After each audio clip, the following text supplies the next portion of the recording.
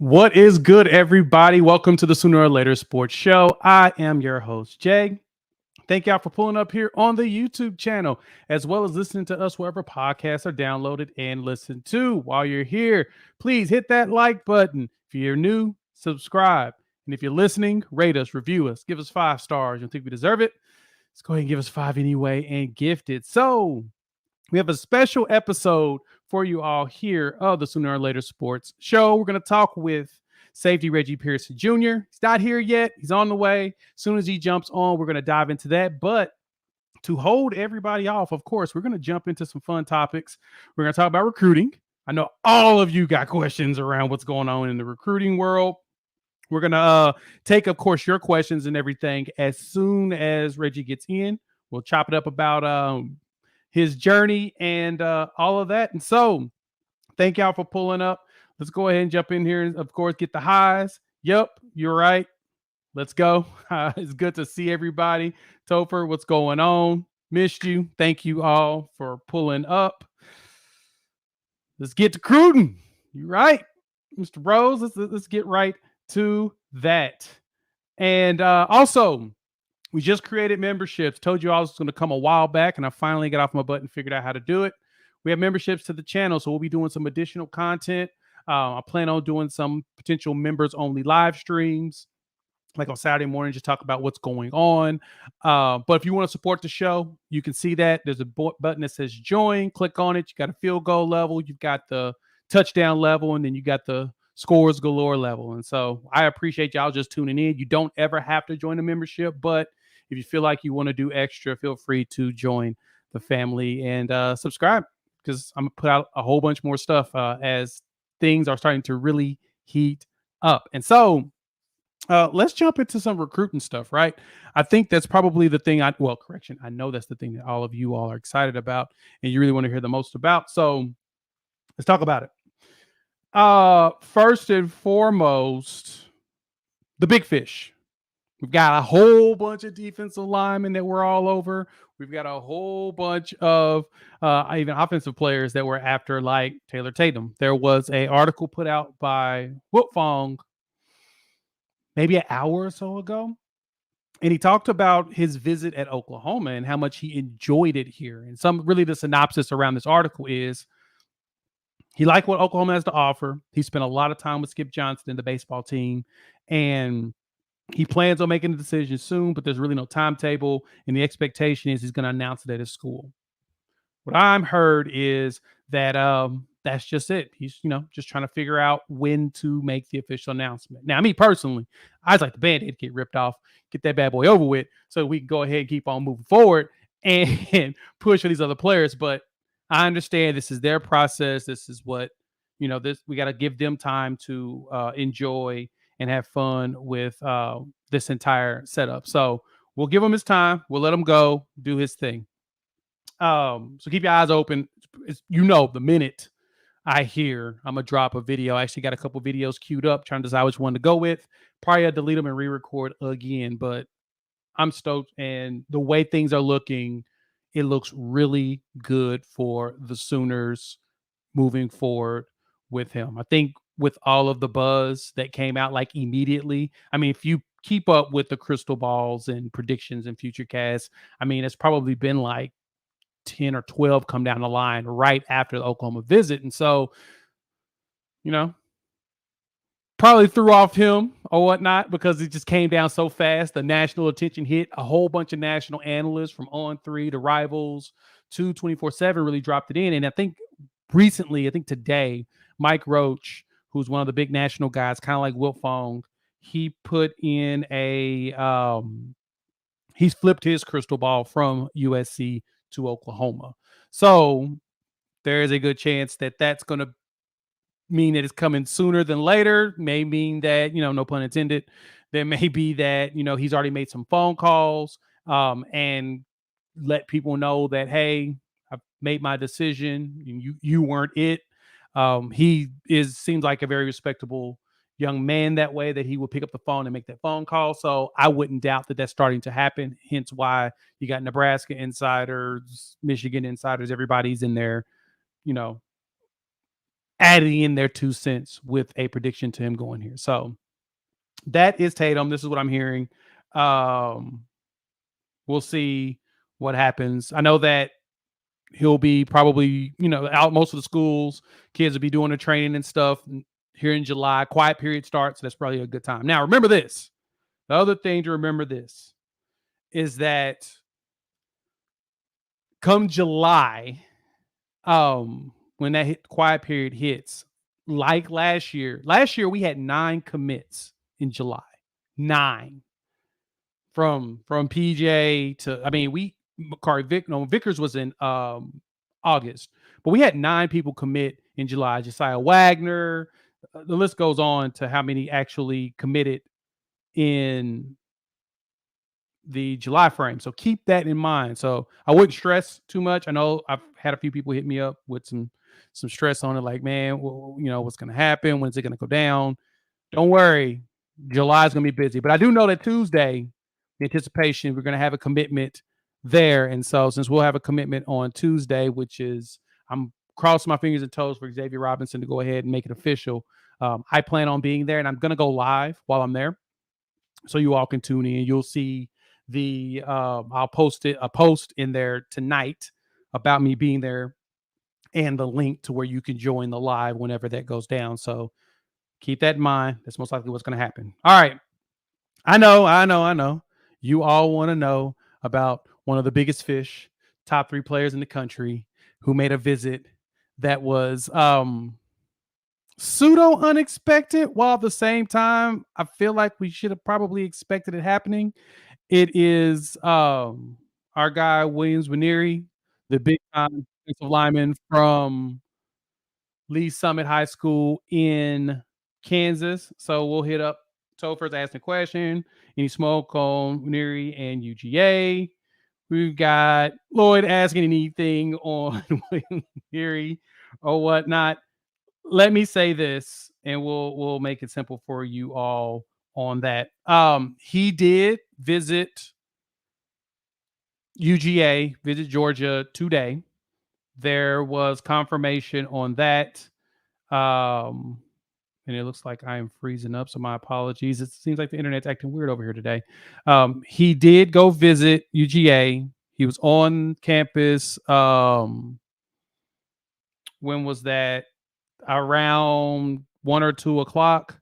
I saw that Wilt Fong was had put out an article and reported that he was there. And of course, if he's on campus, there's smoke. Do I think Georgia wins this battle? I'm gonna be honest and say no.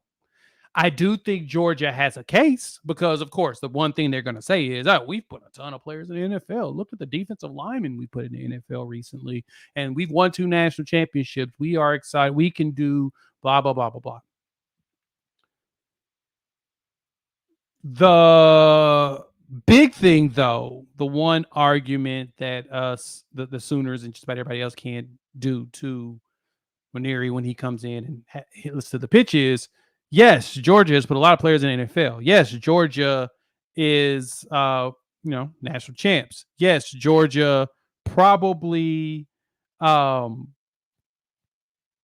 seems like an easy road. But the other thing about Georgia is that you're probably not going to play for a few years. Now, Nwaneri is really good. There's a good chance he can play. Like, he could walk in and try to take somebody's job. But we know, I've talked about this with Bama, and this is like the selling point of going to Bama sometimes and some other schools. I mean, honestly, even with Oklahoma, depending on the position, is like offensive line in Oklahoma. This is definitely a selling point.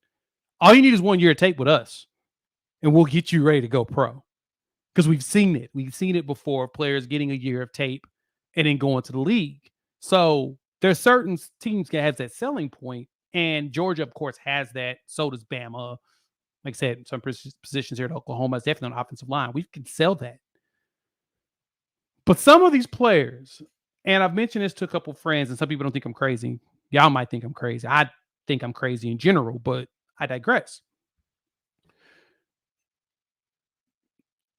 The defensive line feels more like a true diva role nowadays. Not calling them divas, but saying more so that they're recruited so heavily nowadays, so heavily. And because they're recruited so heavily nowadays, it's seeming like that they're like quarterbacks. Like they want to get out there and they don't want to play just for 1 year. They want to play multiples, right? And by having a chance to play multiples, there's a good chance that we can sell them on that. Hey, you could probably come in and play the second half of your freshman year. And then after playing the second half of your freshman year, we can get you going to where, I mean, you get 2.5 years of play, and you really got some good tape, while also, honing your craft in preparation of going pro. So there's a lot of selling points on that. That's just on the field. I'm not even talking about off the field stuff. I'm focusing more so just on the field selling points, and that to me is one of the bigger ones. Is you can get out there and play now. Now, as we go into the other stuff, well, that makes a good point. Soul mission. That is I'm hearing that's a big selling point with a lot of players. That is what I've been reading with a lot of players that are truly interested. They like the idea of the soul mission. They are big on that, prepping them for after.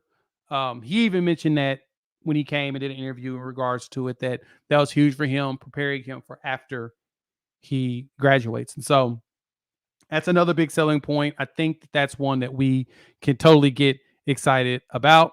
And yeah, I am hardcore on it. And so looks like we've got a guest jumping on the line. We've got Reggie Sr. jumping on. Give me a moment.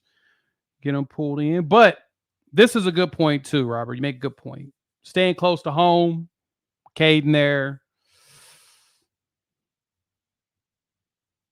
Oh yeah, you know that we're gonna throw a big package at some of these defensive linemen. That's why I mentioned the defensive line is the now commodity. It's the position that everyone is going after. It's the position that everyone has placed on the pedestal, because we've learned that if you've got a great defensive line, all you're going to do is cause problems. And so because of that,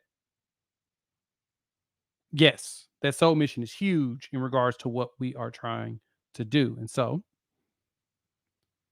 keep that in mind as we go through this. And so let me see. I'm running into a quick little error here. Let me get us going inside of here.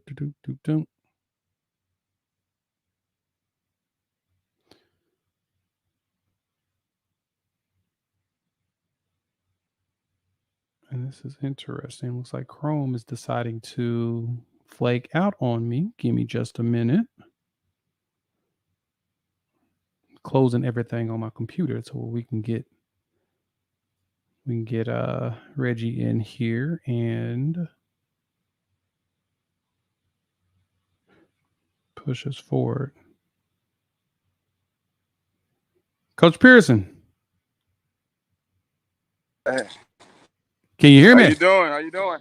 Yeah, I hear you. Doing well.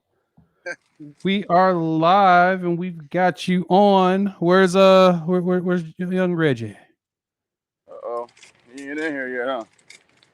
Not here yet. We've got a bunch of questions already popping up in the chat because everybody's excited to chop it up with them. And I know the players were all hanging out, so yeah. I want to make sure if he's still good, we can. If not, we can definitely reschedule and throw it back up. We got a lot of recruiting to talk about. Yep, I'm about to send him a text message right now. See what's going on with him. I spoke with him earlier today, and yeah. No, I saw I got some questions about the boat picture that I saw recently. It just popped up. Okay, 1 second here. No problem, Coach. I'm gonna pull you out while you go check on them, and I'm gonna keep chatting with the people. I'll pull you out in just a minute. All right, so let's jump into this. Lloyd, you got a question, which I appreciate here. Robinson commits. Who will be next to commit after Robinson? That's a good one. So my anticipation, of course, Tuesday is 5 p.m. Carl Albert High School is where Xavier Robinson is going to do his commitment. We know the schools that he has lined up. And so Because of that, I'm thinking right afterwards. That's leading right into what, 4th of July, basically. That'd be the last week of June. My anticipation is Wyatt Gilmore, the big end out of Minnesota. I anticipate that he'll be the next one on the list. I've heard really good things about him wanting to move forward. It's just now at this point, we just need some of these folks to go ahead and rip that band-aid off, right? Go ahead and let's just put the commitment out there, get her done. I know a lot of players are, they of course want to make it a ceremony, go to schools, do it at different places. Not totally, and with that, believe me, it's your process. Enjoy what you're doing. I think the one thing that I've run into though, is it's taking away from them is all of the crystal balls and stuff coming out and everybody talking about that. And so for me, I think that I can anticipate him going ahead and getting us a commitment next. So I'm saying why Gilmore. There's one I'm going to pick. I'm going to pick Gilmore. And wow, this is crazy. What is going on with YouTube? I am got some wild, weird stuff happening right now. So yeah, I'm going to say Gilmore's probably the next one. And he's good. Yeah. Yeah, he's really good. Like, no doubt about it. Dude is a monster. Very underrated. One of the top players in the state of Minnesota. I'm honestly surprised that Minnesota themselves did probably push harder for him, but they do usually a really good job for him on when it comes to recruiting their in-state players. And this one was a shocker to me when I saw that there was a chance that we could snatch him up from there. So I think that I know that he's a very much underrated player, and I think that he's going to be somebody special long term. So keep your eyes out for him. Stoney. Whew. Man, I would like to tell y'all that David Stone's going to commit this week. I would like to say that he's going to commit in the next month, but I can't. I'm going to say this, though. I have a feeling, based upon some conversations with a couple of folks that know way more than me, but I've started to travel in a couple of circles now because of the show, because of you all. Some people slide me some info.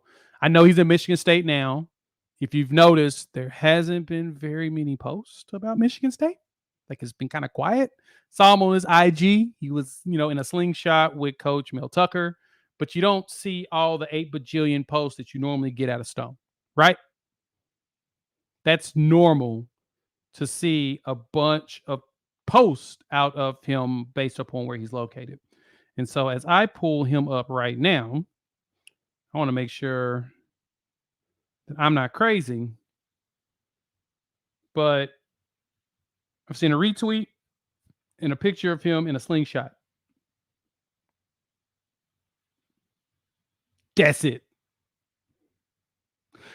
So I'm waiting to see if he actually posts that, a picture of him in the throne, I guess, at Michigan State. I don't see a picture of him with any. Yeah, it's that can be telling in some capacities. Now, there's no guarantee, but it can be telling, right? He may be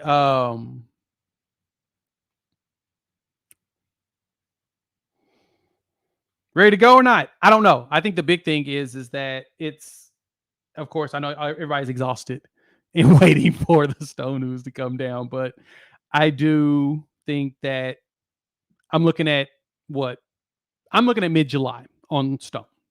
I'm going to say mid-July. I say before he goes back to Florida to IMG in preparation for the season is when we're going to go for it.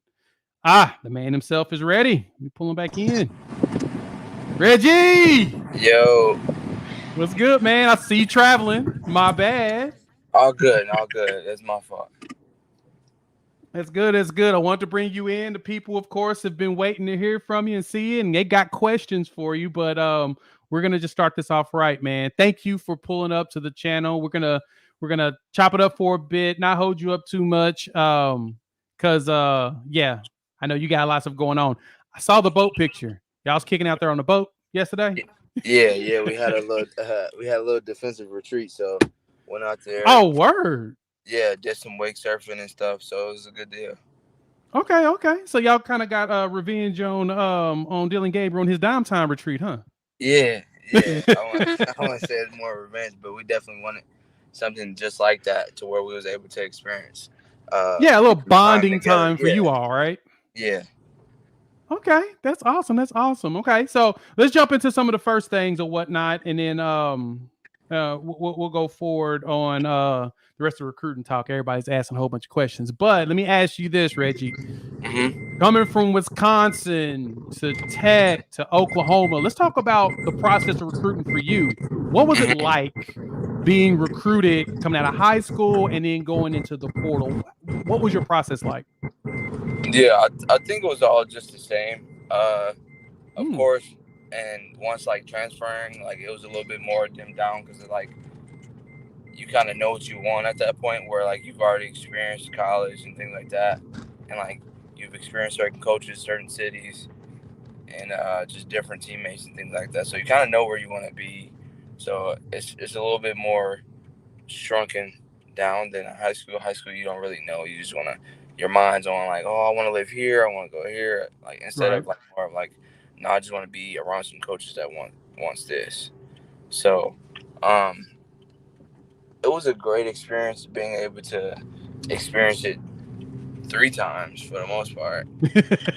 But it's still always like nerve wracking and hard from the constant phone calls, the sleepless nights of talking to coaches, and just continuously thinking of like what's the best suit for you, especially like experiencing like certain schools and just different coaches that you might not enjoy or like it makes you uncomfortable. Mm-hmm. But I would say, me personally, I would say it definitely helped me out being able to experience it twice before picking my last school because it opened my eyes a little bit more and have like I was pretty much mature coming out of high school, but having an even more mature mindset of like exactly what I wanted and exactly what would have helped me and put me in the best spot possible. That makes sense. Okay, let's go back to high school then. So as we're talking about that, I saw you did an interview a while back about being a 5'4", 140-pound starter on varsity. How big was you when you first started playing varsity ball? I was 5'4", 140. Talk to Actually, me about that. What made them throw you on the field? Because you were on defense at that point, right? yeah, Okay, so you were hitting folks just like you hit folks now. What? How were you? What made you? What was the point that proved to them that you should be starting in varsity at that size?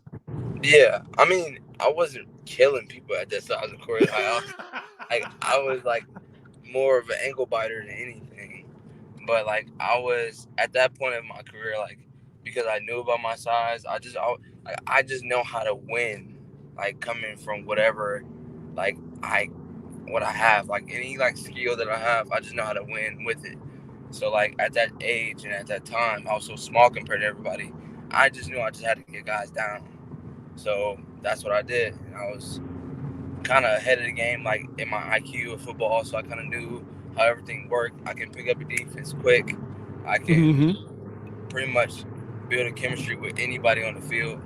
Uh, because I'm not the loudest person, but I make sure I'm respected through like my like intricate detail of the defense and like my detail of playing. Like it's just me tackling, being in the right spots, being in the right coverages, and things like that. So like I kind of like earn my respect early at an early age through my skill and being able to pick up the defense and help others like immediately.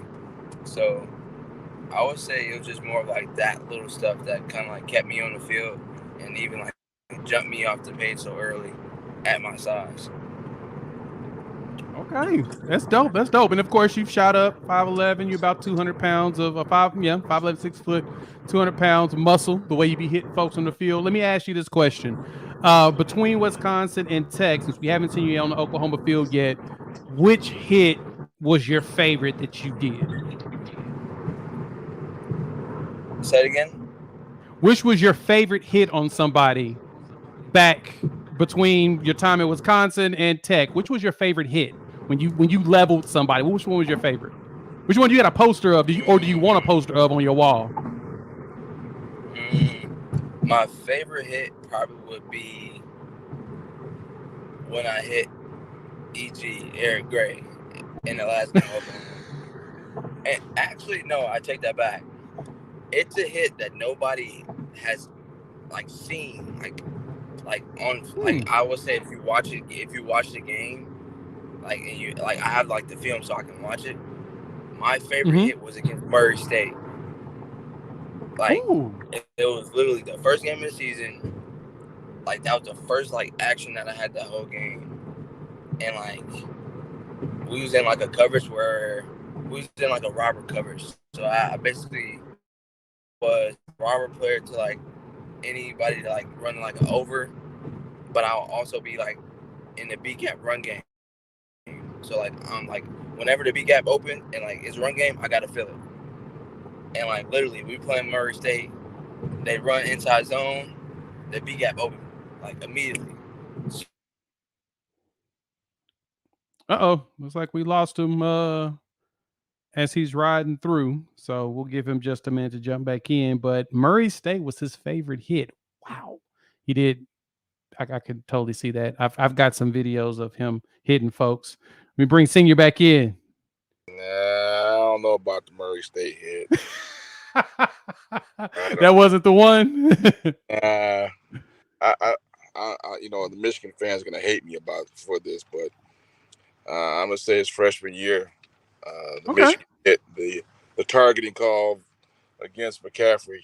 I know everybody thinks Oh, dirty hit, but it's probably one of the most violent hits I've seen in college football in a long time. let me see. We talking about one of these hits. Let's Yeah, see if this is the one that pops up. that's the Higdon hit, I believe. Yeah, that's the fumble. Yeah, that's the Higdon hit. Yeah. No, no. There's another one. There's a when he was because that one here is when he was a true freshman. He was actually hurt in that game. The hit with McCaffrey was his redshirt freshman year. It was pretty violent. Okay. Yeah, it was pretty violent. You know, yeah, I think that may be his best one. I think he's gonna come back to the Murray State because he knocked his face mask. Okay. The knocking of the face mask. I can get you on that one. Let me move him in as well. There he is. Okay. So Senior, let me ask you this, Coach. Your thoughts on him going to Oklahoma. How did you feel about that choice, and what was your feelings about that play, that movement? Um, I thought it was business decision, more of a business decision, I believe, than anything. Um, so we typically Reggie, we typically keep everything kind of quiet with the things that he does, and so Mm-hmm. he had a lot of offers that we never posted or said anything. Um, Hmm. at the end of the day, it was between Oklahoma, Oregon, and Notre Dame. And then he had actually committed to Michigan State, but flipped um, at the end. But he was really leaning towards Oregon because his first cousin is Dante Moore, the quarterback that's at UCLA, and so they were, Really? yeah, Okay. that's our first cousin, and so we were leaning towards the Oregon thing with him, but Dante called and said he was going to UCLA. We got a phone call from Coach Venables. Um, Actually, we were at Reggie's graduation from Texas Tech, and Congratulations, of course. yeah, we were on our way. Me and my wife were on our way to Dallas because we drove to Dallas to fly in, and got a call from Coach Venables, and he's asking us if we could come, you know, on a quick visit, and so we said sure. So we canceled our flight and drove up to to Norman, and I woke Reggie up and said, "Hey, I need you to get to Norman like ASAP."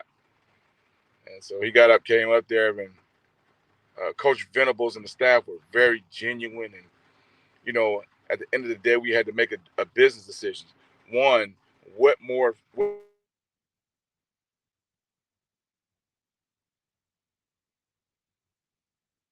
Reggie? And two, Yep, Pops froze. Yeah, Reggie, bro. we'll Yeah. let Coach get back in. Let me ask you this: Mm-hmm. your choice to Oklahoma. What made you pick Oklahoma? I picked Oklahoma just because of course, the culture of the school, the history of the school, but just the way that I was treated from like the start. Like it wasn't like, yeah, they're gonna pitch everything and they're gonna do everything in their power to make sure that you all greased up and ready to go. But it was more, it was that genuine feeling that I felt when I was a freshman and I was getting ready to commit to Wisconsin. Like, Okay. like I felt like as if like I was going to another, like my second home, to where I knew no matter what happened, I was getting taken care of. Like everything that I needed and wanted was gonna be delivered, and I was gonna also be pushed. Like that's what I care for the most, is being pushed and be basically broken into my limits, to where I'm able to exceed the ceiling that I might see for myself. I like And that. that's what BB like showed me from the jump. Like no matter what, of like whatever they watched in film the year before when I was at Tech, like everything and every problem that I've had or something that they didn't like, they knew about it and they told me that we see you do total opposite of like what's not a good thing for you. Why can't you Mm. just do it all the time? So like the way that they like pushed me was like the initial like grasp on like actually coming here, and it's also the grasp like keeping me in tune and actually enjoying being here. I like that. I like that. Okay. Okay. Let's transition on that then. Coming to Oklahoma now, you're basically the big brother of a lot of the players on the team because you are the vet. Um, I gotta ask this question: who's your little bro? Like, who's the one that you immediately took and said, "I'm taking you in my wing. You're mine." Yeah, I mean, I'm not like a huge talkative person. Like I'm super like introverted and secluded to myself. But like I feel like anybody that ever asked for help or seemed as if they needed, I was already ready to deliver it because I was able to pick up the defense like in like literally in like 2 months, and like Okay. Yeah. I had, and it takes some people years to figure it out, and that was something that like some of the guys here like noticed, and like coming from the defensive retreat, that was like a big thing that they talked about whenever we had like our sessions and things like that. It was like, bro, I just want to praise you for like being able to pick up the defense like that fast. Like we don't know how you did it, and like anybody that I felt was in need of actually like learning more and actually getting to understand the way that I do and the best way of how I learned it to get it down, I was able to help. So like when I first got there, RSJ Robert Spears Jr. Jennings, Yep. he like it's hard for him to grasp it. So and he's picking it up, but like when I got there, I was able to like show him a better way to like instill it into like his everyday like thinkings, and like Okay. every day, like whenever we practice, like, well, you need to see it like this, like, and when you see it like this, be prepared for it to change, and if it change, understand what that change is gonna look like for you, and where you're gonna change to be, and what your whole mindset needs to change when the whole formation is switched. So like if they go from a trio set and they motion to a double slot set, like understanding how to put it both on paper, but like see whatever you put on paper in front of you. So like don't think about the motion. Don't think of okay, he's motioning, what I got next. Think of Right. it as if it was like on paper. They show you on paper. Oh, in trio set you got this. In double slot you got this.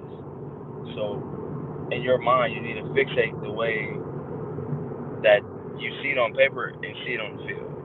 So I was trying to help him understand that, and then also like Peyton picks up really fast, like I did when I was a freshman. Right. But I was just there to be able to like accelerate the fact of him putting it down and him being confident in what he thought. And that's like I don't really have that person. Like I did to a certain extent. Just go to Dixon when I was in Wisconsin, but with Peyton, like I understood more because I was that freshman too. That like I understood the defense as fast as possible, but I wasn't confident in all my answers. And like me instilling his confidence of like his knowledge is what I wanted to help him figure out because he got all the talent in the world, but Mm-hmm. like he's gonna be great. So just being able to leave that footstep as well, I try to do whatever I can to make sure that they doing what's best for them and what's gonna make them a better player. I like that. I like that. Okay. Let's dive into that introvertness. You're starting a podcast, right? Yeah, yeah. It's super ironic. So, like I have like this huge like stage fright thing. Like I had to like when I was in high school I was a salutatorian, so I had to like say a whole little speech in front of Yep. thousands of people, and I was sweating, I was shaking, I was nervous, I was stuttering.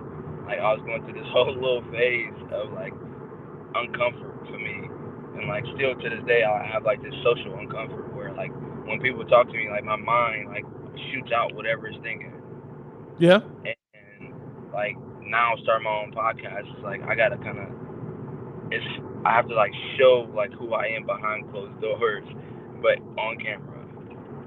Yeah.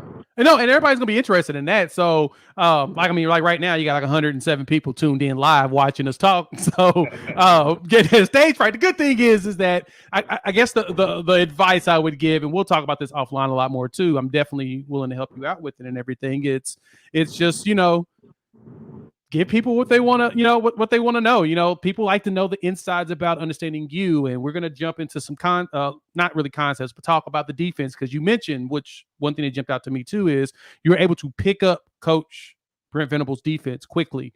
And that has always been a struggle for a lot of players playing for him. Even at Clemson, the early years of Oklahoma, the defense is complex in a lot of capacities, but those that can pick it up quickly always excel. And so let the people know what the name of your podcast is, where they can find you. Is it going to be on YouTube as well? Yeah, so it'll be pretty much everything from Spotify, YouTube, Twitter, Okay. whatever. Sweet. But It's yeah, going to be go give them the name. Share all oh, of that.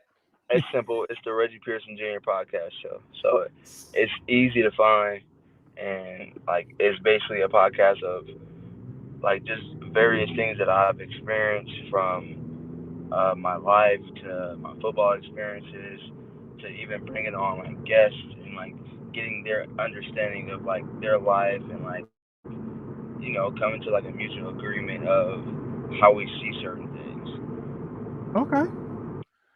Cool. That's exciting. Yeah, I'm amped for you, man. It's gonna be dope. It's a great. I put it to you like this: doing it here on the YouTube and then having the podcast and stuff is a very good way to get over the fear of speaking in front of people. Because once you put it out there in the world, everyone has access to it. And unfortunately, and fortunately for you, it makes you have to recognize yourself, but it also is a great tool to grow from. So that's going to be dope. Pretty excited about that. Let's talk about these concepts and how you're able to pick up this defense. And say you made mention of as a freshman, you were able to pick it up quickly at Wisconsin. Talk to me about the difference in going from the high school type defense to the Texas Tech defense to Oklahoma defense. Yeah, so Complexity levels from 1 to 10. Give me that as you move around that triangle. yeah, no, high school is like compared to college, high school is like a 3. Oh Like wow. Okay. if I rated it, well, certain defenses, of course. When I first Fair. went to Wisconsin for the first time, we were running Rex Ryan's defense with Coach Leonard, and like Coach Leonard's like his IQ is crazy. Like dude's different, He's a Okay. he's he's a coach. And when I first got there, they're like, I'm in my mind, I'm thinking like, okay, there's only so many coverages that you can run. I'm only thinking about the coverage. I'm not thinking about they're changing names because of stunts and blitzes and things like Mm-hmm. that and different packages. Like that's not where my mind is. Like I'm still stuck in high school where it's like, yeah, we're gonna stay in this same front the whole time, and like, yeah, we might call like a different stunt, but they're gonna tag it to like the normal coverage. Like when I got to Wisconsin, we was running 10 variations to cover 4, like Okay. 15 variations to cover 3 from different fire zones, different glitches, different rotations of like the DBs, and it was ridiculous. And like I had to pick up on that so fast that Mm-hmm. like the best way I could do it as if like I can write all the names down and put every coverage that's the same from rotation, uh, Okay. different like packages and blitzes. I had to put it all next to each other and basically what we call it here is same as. Like it's the same Mm. play, but it just has a different name because it's a different stunt. That Right. doesn't necessarily mean that your job changes. It just might mean that we might be weak here, and whoever's the free guy has to put stress on that area. And like that's how I think now. But even coming when I transferred from Wisconsin to Tech for the first year at Tech was the defense was like high school all over again. Like it was super dimmed down and relaxed, and like it wasn't like a communicative defense. It was more of like know what you got. Like Right. Do your job. yeah, do your job. Like it's literally like a 111 type defense, and Okay. like it kind of like threw me off a little bit because I'm so used to talking and thinking. When they put me in that, I just felt as if I played faster and I played like with my head on fire, but at the same time, I was making so many mistakes because I was never in the right positions because I was guessing for the most part. But That like makes sense. I was trying to use my instincts to guess, and like the Troy Polamalu like effect, like where like he has like that instinctive guessing, where like it's like an educated guess. Like Mm-hmm. there's only so many plays that they run in this formation. Like whenever the ball snap, I need to be right there, right now, and I might get hit with a play action. So at that point, it's like okay, it's over. Like, I gotta start slowing down a little bit. So like that dimmed down like every way that I thought in like a defensive like aspect. And then the following year, Coach McGuire brings Coach DeRuiter, and the Rex Ryan's defense comes back. So now my mind's dimmed back down, and I just got threw back into a harder system. So I had to I've like heard about that Rex Ryan defense, man. I've it's crazy. heard about that, boy. Me personally, that's the most elite defense that's ever been created. Really? It, hey, if anybody want to argue that, we can sit here and argue for days. I like if we having like a mental game, I would beat anybody in a mental game. Hmm. Yeah, with that defense, I like playing in 3 different variations of that defense. I've unlocked so much like IQ of like defense itself and like just like finding spots where there are holes and learning how to erase them. Like me personally, at Wisconsin, there were no holes in our defense. That's why that year in 2019 we were like the number 2 defense in the country. Yep. The only Very defense in good front of defense. yeah, the only defense in front of us was Georgia, and I'm blessed to be a part of that as a freshman. But and also like to be able to do anything in that defense to make it even more special. I'm blessed to be there, but at the same time, it was the defense. Like, and of course, it comes with trust and like us doing what we had to do. But like just the way it was set up to like not lose. Everything was shut down. The only thing that you had to do was win, and that's all that mattered. It wasn't like, oh, they gonna run this play, we gonna run this certain defense. Like no, it was on this down. in this yardage, we running this, and they gotta beat us. If they don't beat us, let's move on to the next down. Interesting. It's this many calls, and we gonna squeeze you all the way down to when it's like 3rd and 4, where like that's an automatic passing down for some people, and now you just gotta beat us man to man. Okay. And in that year, shoot, we was loaded. Like from you had myself, Fayon Hicks that's at the Broncos, Caesar Austin that played for the Rams, and Yep. Eric Burrell that had his shot, and now he's at the Maulers. So we were pretty good on the back end for the most part, and then not even including our nickel, Rashad Wallace that's at the Redskins right now. Yep. So we were pretty good, and that's what we were forcing people to do was beat us, Yeah. and that defense is made for that. And now I'm in this same defense to where it's not as much stress, it's just as much thinking, if not more, with BB.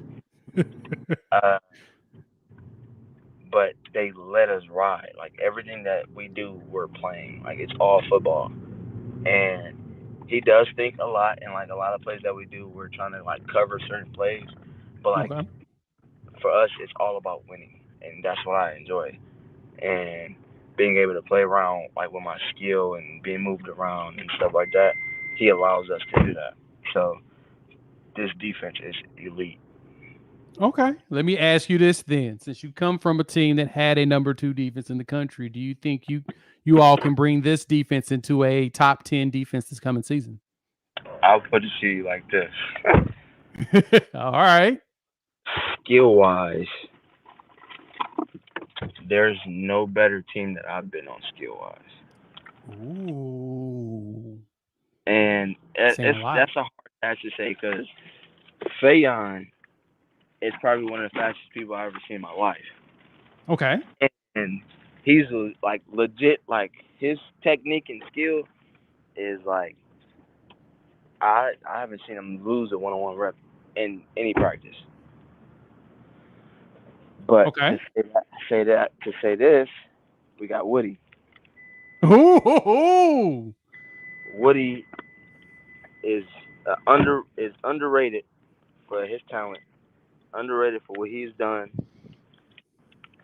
and they need to put some respect on my dog name.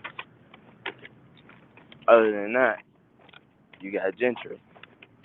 Gentry, not a lot of experience, but got all the grit in the world, and his mindset is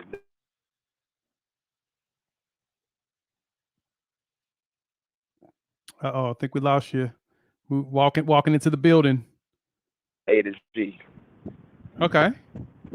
Like Huh. then, like you got me. I do what I do.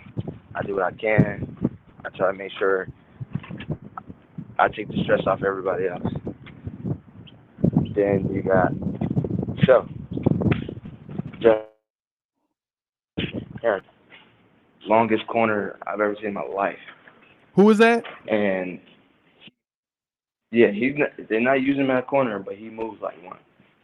Anyone Really? oh, he's top 3 speed. Top 3. Oh, he's running. He's 4-3 guy. He's a 4-3 Really? guaranteed. Um, he's our Sam or our nickel. Rangy, shows like 6'3", all of 220, running 4-3. And you're talking about who are you talking about? Justin Harrington. You're saying that his speed's up there in the 4.3 range now. Oh, he's rolling. Harrington. Yeah. Wow. And he showed a lot in this. I don't know what he did last year, but in this ring, he showed a lot to me personally. As an older guy, and I'm always going like bet on my teammates. That's just how I am. But Right. And then you got everybody else that's in our room, from Key Lawrence to Kanai to Deshaun, Peyton. Like it's ridiculous. Like it's unheard of seeing this much talent in one room that can be exposed and used in one game. Not No, that's tired. right. Like literally, like we can go from 1 to 3, like on every position, and roll through. Everybody can play. Okay. So with that skill, and I ain't even mentioned the linebackers. I ain't gonna do all that. Or Yeah, no, yeah, we'll get there in a minute. yeah. We don't gotta go that far. But we're talent wise, we're loaded. We're loaded, and I can say the same thing about the defense that I've been on that was number 2 from Mm-hmm. the D line. You got Zach. You got Chris Orr. You had Jack Sanborn. You had Fayon Hicks. Me, Rashad. You had Isaiah Loudermilk. You had Keanu Benton. Like, yeah, we had some dudes. So I can go there too, but the talent in this at this team in this room is ridiculous. Like where the depth is very competitive. Okay. So the big thing you're telling me, and I'm hearing it, that this defense is so talented, we should be top 10. So we gonna cross our fingers that we Top 10, execute on everything perfectly, make it high. happen.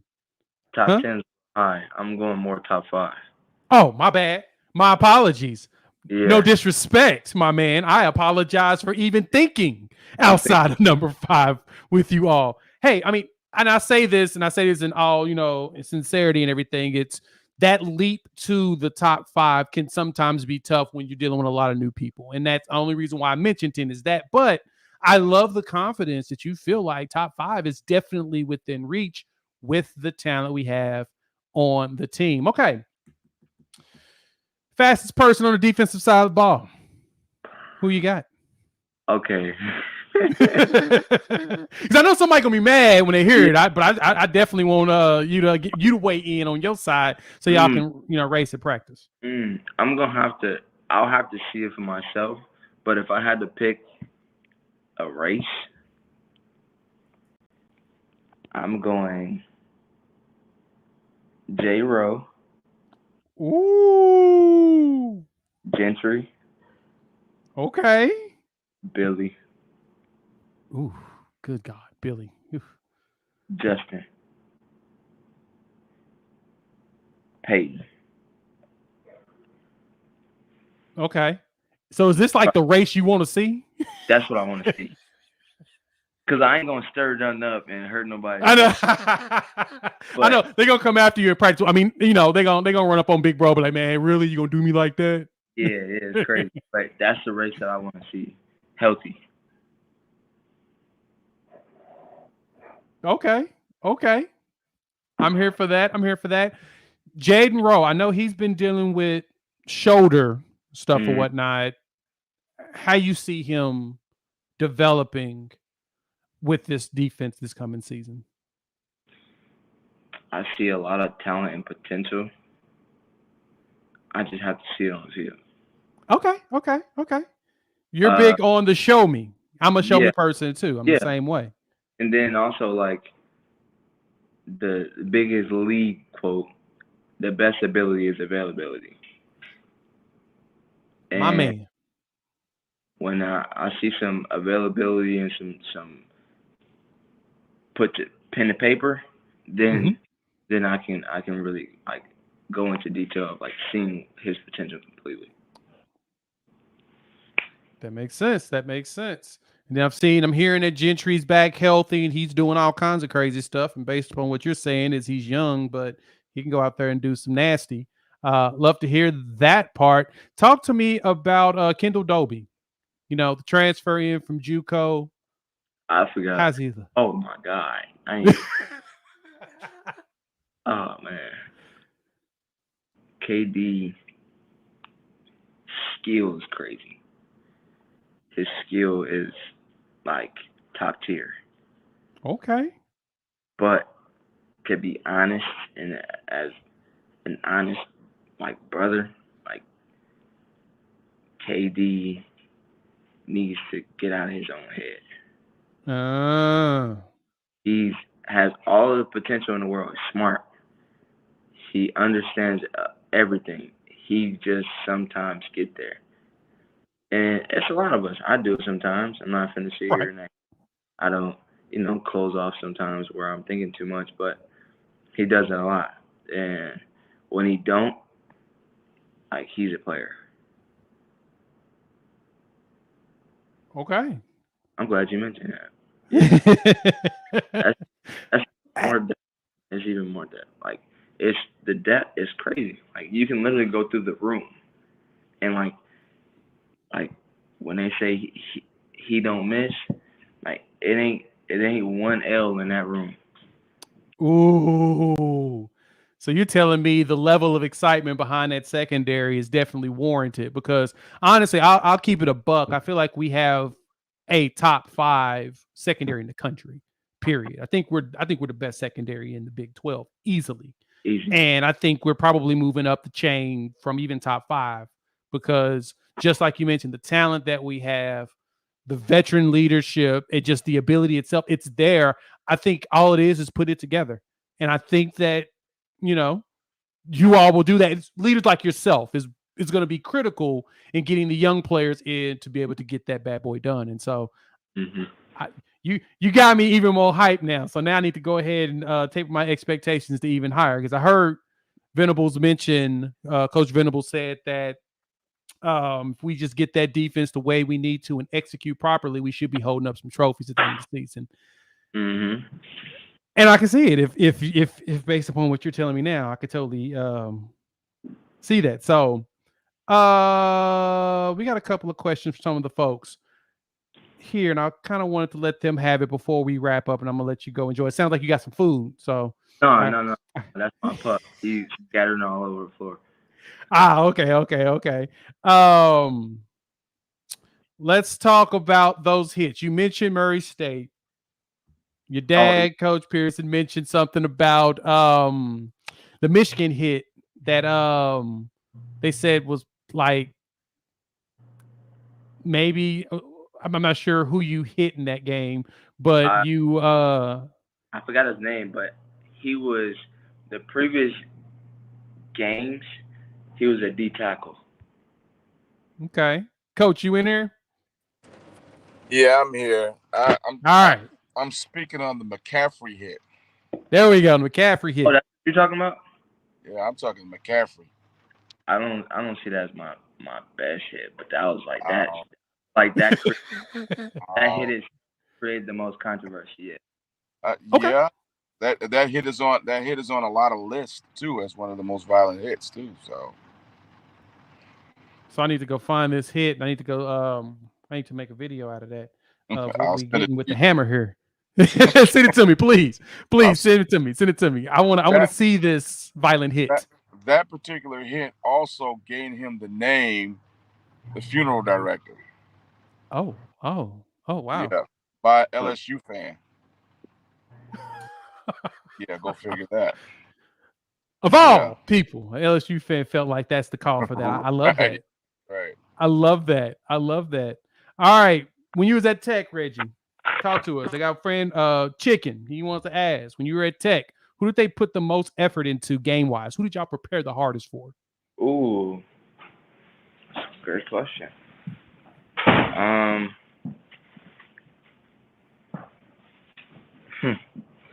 I feel like we put the same amount of effort in everybody, but the team that we were really like focused on was Kansas State. Ooh, the Adrian Martinez season last year. Yeah. Okay. How can I put this? It was literally 6 threats on that field at all times. Oh, yeah. Him, like, Vaughn. A lot of teams got that quarterback that can tuck the ball and put his shoulder down and get extra. It's true. He was that guy. And me personally, I ain't going to say too much, but I played him before, and I wasn't too impressed. But I don't know what the change was, but his play from Nebraska to Kansas State was like black and white. Did he have like a major chip on that shoulder? It felt like. Maybe. It was just more of them knowing how to utilize his legs better. Because still, I don't think he's that elite thrower. Mm-hmm. But the way that they utilize his legs, and then on top of that, you got Deuce Vaughn. That's a threat himself. Having two running backs in the backfield and one that can throw the ball is more. It's one that can throw the ball and one that can catch out the backfield. Like, that's kind of hard to tame. That's true. And yeah, it's the size of Deuce Vaughn makes it even harder. Deuce so dang shifty. I've watched him snap ankles, and it's high key disrespectful in every capacity. And okay, go ahead. To piggyback on that, the threat that Texas had, Bijan. That's generational talent at running back. Sooner fans to be mad at me for saying that, but Bijan Robinson was unreal. And was he hard to hit? Was he hard to tackle? Was he hard to tackle? Some plays. His balance is crazy. I'm finna stir it up even worse though. Give it to me. Stir that pot. Stir it. He wasn't the best back on this team. Oh! Roshan? Yes. He's Roshan twice the size, identical speed, shifty in the open field, great balance, catch out the backfield, and a great pass blocker. Oh wow. He says Roshan better. That's intriguing. I've never seen a running back, and this is the first year when I went to Tech and I played them in Austin. I've never seen a running back run the ball and giggle as he's running, breaking tackles, laughing, getting extra yards. Wow. Okay. Don't shoot the best. Not at all, man. Not at all. Okay. Stadiums. We got to talk stadium. I like asking this question because not only as a fan of particular teams, I'm a fan of college football. And I think one of the things I love the most is going to different stadiums. I've been to a few larger ones over the last few years. I've checked out LSU Death Valley, which I'm so excited about going again to next year. I've hit up Neyland Stadium in Tennessee, which was awesome. I got to know your time and travels. First off, road stadium that you liked the most, that you thought was the coolest. And then the question from the viewer, Jason, who was the worst road team that we played in the Big 12 as far as fans being the worst? Who had the worst fan base in the Big 12 while you were at Tech?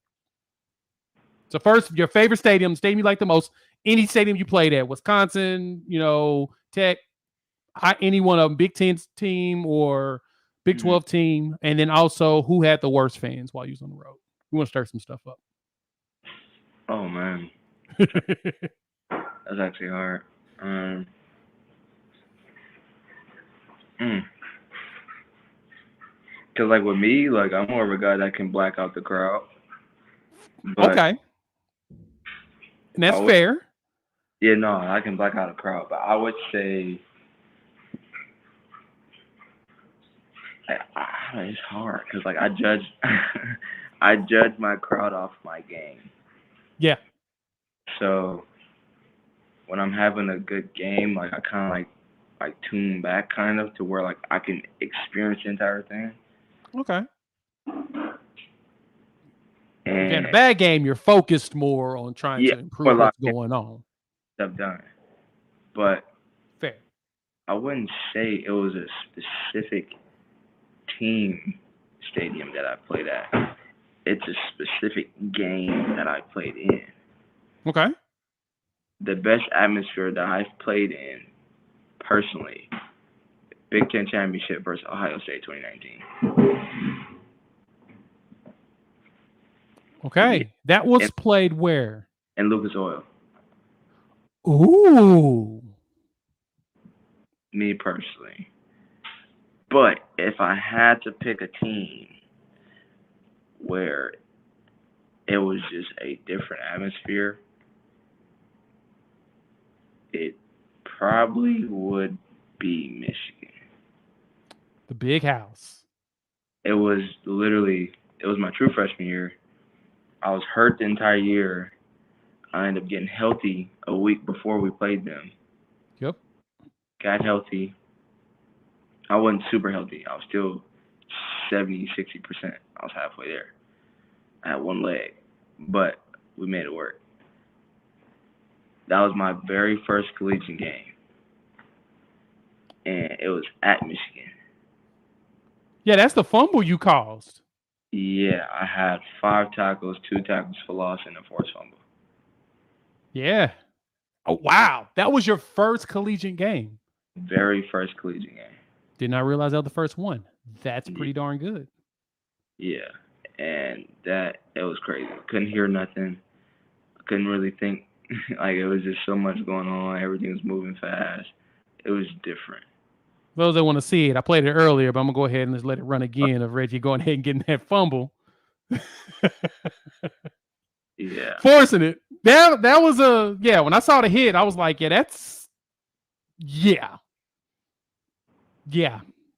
Karan Higdon, like at that time the most physical back in the conference. Really? Oh yeah, look it up. That's what they was calling him. The most physical back in the conference, almost in college football. Okay. Yeah. Big 12 wise, what stadium did you like coming down from where? So Michigan's number one, of course, on listen, which I've heard the big house is phenomenal to play in. It's great to warm up in. It's great to be in the area. Yeah. And the game starts is even cooler. It's just like, you feel like you're really on the big stage because it's the largest stadium in the country. So yeah, it was can't beat that.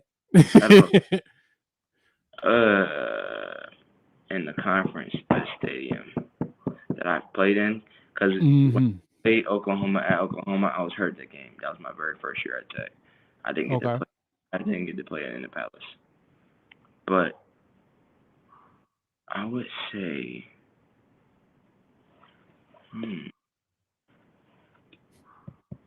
Baylor. Ooh, out in Waco, huh? Okay. I think it's a tight thing between Baylor and TCU. TCU is pretty live, not gonna lie. Yeah, I've been to Fort Worth a couple of times. It's actually a lot cooler when I was there. I was like, this is not bad. I went to a TCU Texas game years ago just so I could watch Texas lose. And it was awesome. Because that was when Boykins was throwing the ball to Josh Doxson, and it was everything I wanted to happen in that game. So it felt good to watch Texas lose. So all right, let me see. I got a couple more questions from the fans that I definitely would like to get to. All right, this one's kind of who do you want to hit in the Big 12 this coming season? Who do you want to level? Since you're known as the hammer, you take folks out. Who do you want to hit? Every back in our conference. Oh, you want every back. You don't want one. You want all of them. Everybody. And I say backs in particular. I feel like those are my heart. Like the challenges, receivers. That's nothing to me. That's normal. Like that's a weight room thing. But a back that's like pound for pound bigger than me, like made pound for pound like lift more than me percentage wise, that's a challenge. I'm not worried about a tight end either because that's skill. Like I can win that part. Right. But with a back being supposedly the most skilled player on the field, that like any back in my conference can get it. I love to hear. I love the intensity. I love the intensity. I love that. I love it. Just give me the backs. I want running backs. Just run down the middle. Give me the Oklahoma drill, and we good. Literally. He's a hitter. I love that. All right. Random question here. How's the food at Oklahoma? Uh-oh, Reggie, did we lose you? I think we might have lost him. Can you hear me? Yeah, I can now. Okay, I still can't hear you yet. Uh-oh. Let me see. think your camera went black. Hmm.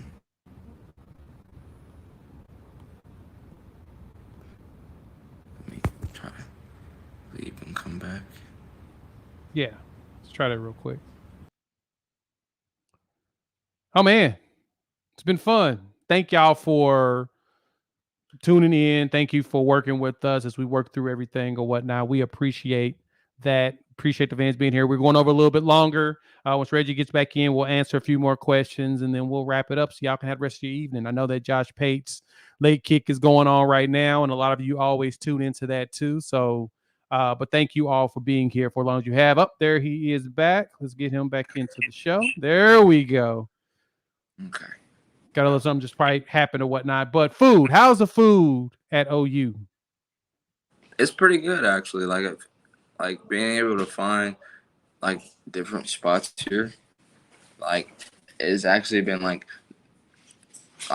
the search has been fun because like you literally have to like search every nook and cranny for like different spots. You know, Mm-hmm. I'm a guy that I want to try different restaurants. I'm not a big like try different foods, but I'm definitely a try different restaurants type person.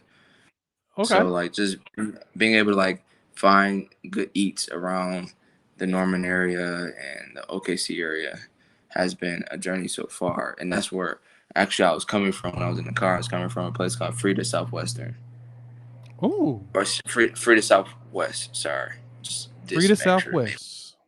Yeah, it is like really good. I had scallops over a bed of rice and some other stuff. Like it was solid. And some lobster mac and cheese. It was a good little dish. But you know, it was a pretty good restaurant. Frida Southwest. Okay. I'm gonna add that to the list of places to look at. Oh, that's over in the Paseo area. Okay. I'm Very gonna check neat. that out. It is a very neat spot. Yeah, that art district is pretty cool. I usually go over there on a regular basis. That's a frequent. When I want a fancy dinner, I go over there and grab something in one of those little spots. So definitely gonna add that to my list though, because I never checked out Frida. That's pretty dope. All right, let's ask about some of these young players. Hmm. Josiah Wagner. Some of these freshmen. You got Josiah Wagner. You got Peyton Bowen. Tell me about Josiah. I've been hearing he's out there showing out as a freshman. What's your thoughts on the young man? Jay Wag's probably one of my like favorite people. Like he's one of my favorite persons on the team. Okay. And like I enjoy that. That's one player. I don't say this about a lot of people, but that's one player I enjoy to watch. Like he's enjoyable to watch. Like he makes you want to play in the game. He's one of those players. Like where our first pad of practice and like it makes me kind of like look at myself too a little bit.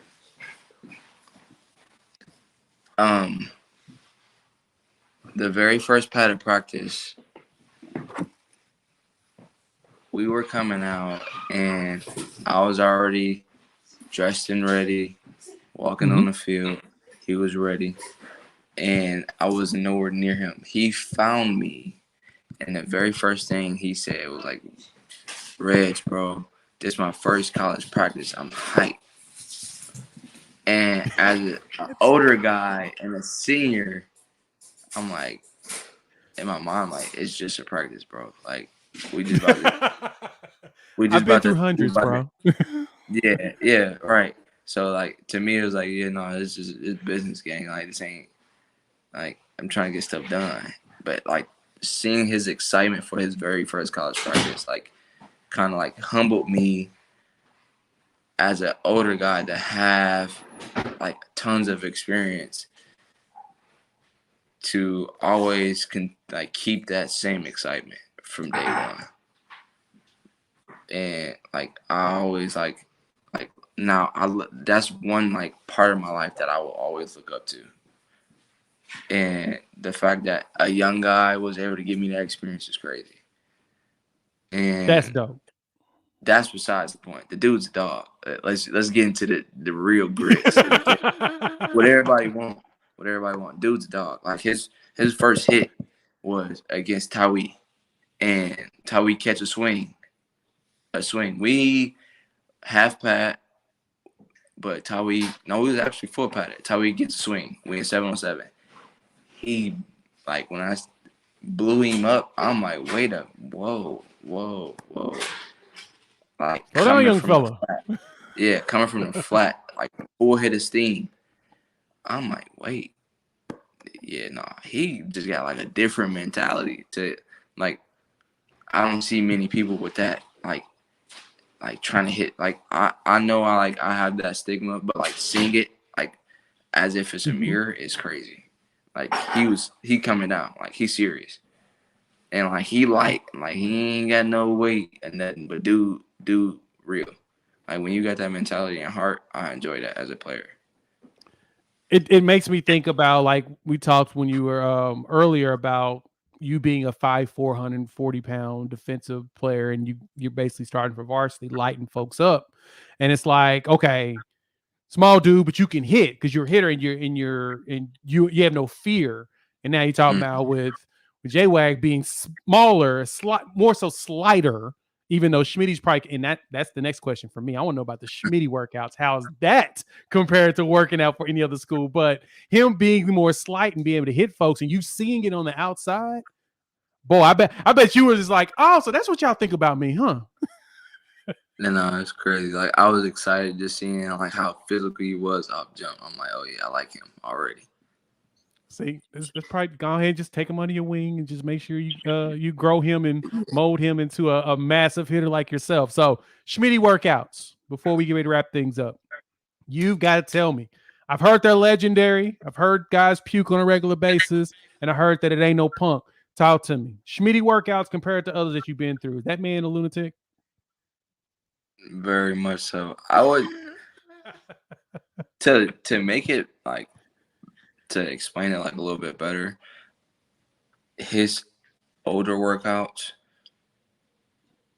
I don't know how they were, but I've experienced one, and it wasn't fun. So our conditioning test, like you gotta take your conditioning test literally the first day you get back on campus, which is so it show who didn't do stuff, and that's the point, and I get it. And we did 2 gashers. We did 2 quads is what we call them. So you do 3 gashers, and then you run a 60-yard shuttle. So you got 2 of those. Don't get me wrong, it was death in its own. But I did something that they used to do. Yeah, no, I did something that they used to do in like 2005. And it's a 600-yard shuttle. So you're literally running 600 yards without stopping while you're having to make a time. And when he explained it to me, I'm like, 600-yard shuttle. 1, 2, 3. Oh, nah. Yeah, nah, it's crazy. And like when I took off, I'm like, oh, I'm good. Like I'm gonna be straight. This ain't that bad. And then like once you like turn for the second time, you like kind of feel your legs start getting closer to the ground. You start like that basketball like breath, like when it's your first drive on basketball and you run down the court, you feel like that iron like cough up a little bit. And it's like, oh yeah, no, I'm bleeding. I'm dying somewhere. And it was so bad. Like I literally sat there after my workout for 40 minutes, still sweating as I'm done. Took my clothes off, like sitting in there, like for like an extra 40 minutes, like just dying, still tired. Got up even after 40 minutes, walked to the car, still tired. I was tired for the rest of the day. I was done, and I did it that time. And the next time I brought Bill with me. And I'm trying to explain to him, I'm like, Bill, you gotta chill, bro. Like, it get wicked. Like, it's bad. Don't take off. literally, as soon as we start, he's moving. I'm like, okay, letting him pick up his speed, let him run a little bit harder, and then like he in front of me at first, because like I'm pacing myself to make my time, and like Mm-hmm.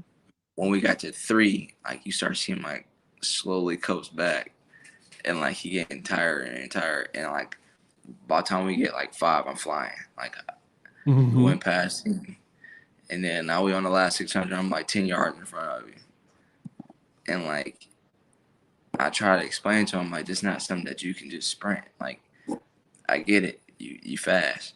This ain't a speed thing, gang. Like so I'm like I warned you, and then like after that we both sitting here dying. Like I'm like bro, this is bad. But like Smith that real deal from like we do core every day from med balls to any torso. We're doing it. We do that. We do heavy squat, heavy bench, floor press, everything that you can name, and like it's always heavy. And it ain't just heavy. We always doing a ton of reps. So Whew. like that's what makes it hard. The reps, the rep count is crazy. But So Schmitty be having y'all work. Oh yeah, my goodness. he's certified. He's certified. So you see how the old school players was like, "Hey man, just wait till Schmitty show up and see what y'all can do." You be, oh man, you old head, y'all don't know what you're talking about. You get there, you're like, Literally, oh, they that's call what him you mean. Schmitty Summers. Literally, Oh. like it is bad. Like, and then it's even worse depending on the time that you go. So at first we started at 6 a.m. It sucks not being able to sleep in, but at the same time, it's Mm-hmm. better like weather-wise. Now this week I'm in a 10 o'clock group where like it's gonna be beaming.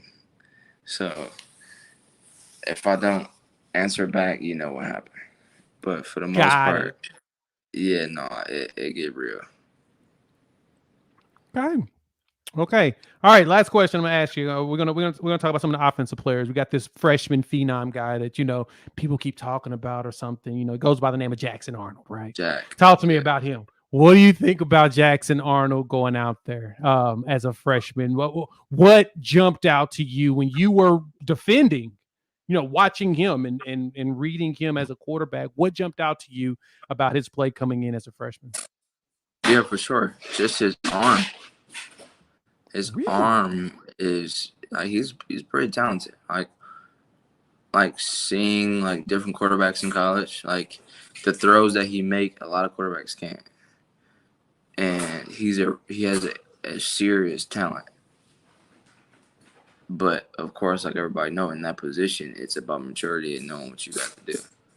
Right. It's about experience. Like that position has all to do with skill and wit and things like that, but it's about experience.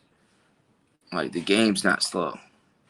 Like in high school, you can sit back there and be dangerous, and you can escape a pocket and not worry about a linebacker shooting through your face or a DM blowing up your tackle and he coming like full head steam and he's 6'9", all 300. You don't really Mm-hmm. get much of that in high school. Nope. But like now you do, where like you got D tackles that's 320, good feet, and they getting through there. Like it's gonna happen. Like I ain't doubting our line and nothing like that. But it is what it is. It's like you win some, you lose some. And in those moments, it's more of him being ready for those moments. And I Right. think what comes with that is experience, being able to take a hit.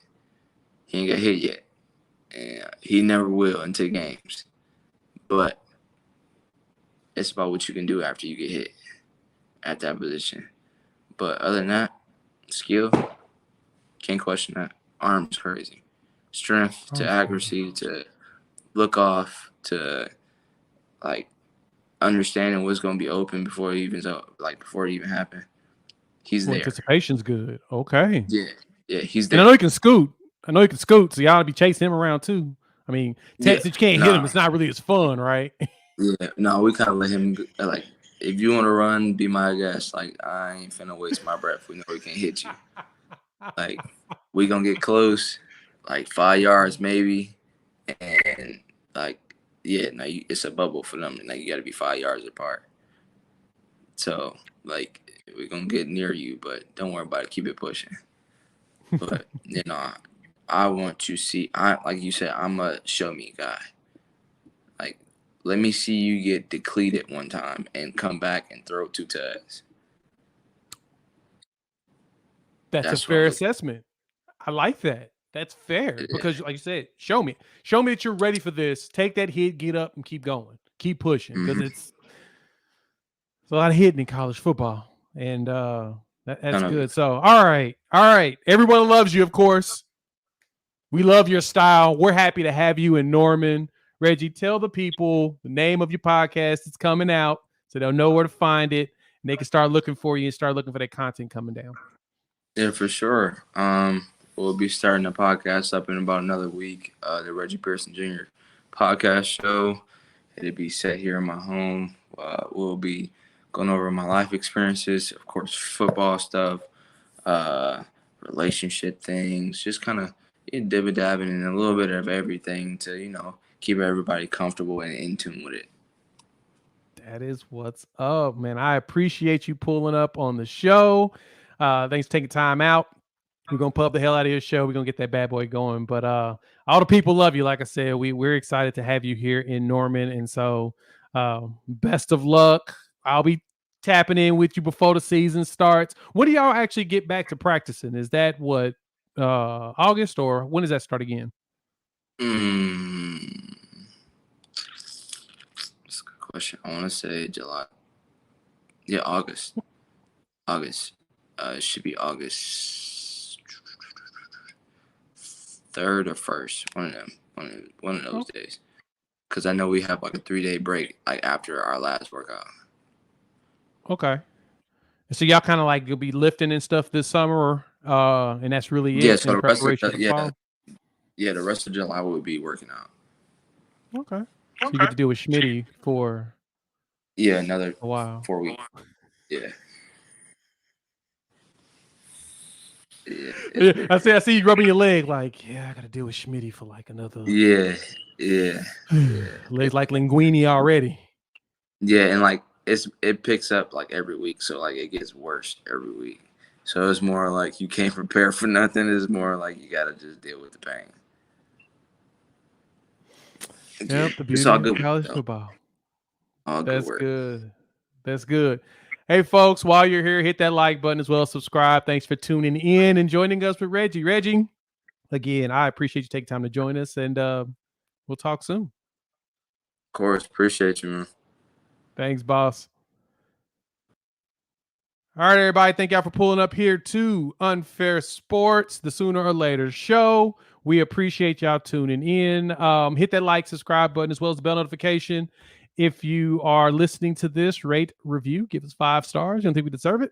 Let's give us 5 anyway. And gift it. We'll have another set of interviews coming down the line. I'm working on another one as well.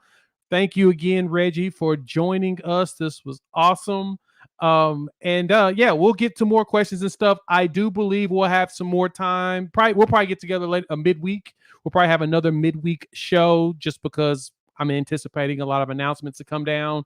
Once the first set of dominoes go down, I anticipate more to happen. And so, without further ado, make sure y'all hit that like button and show some love. And we will talk soon. Peace.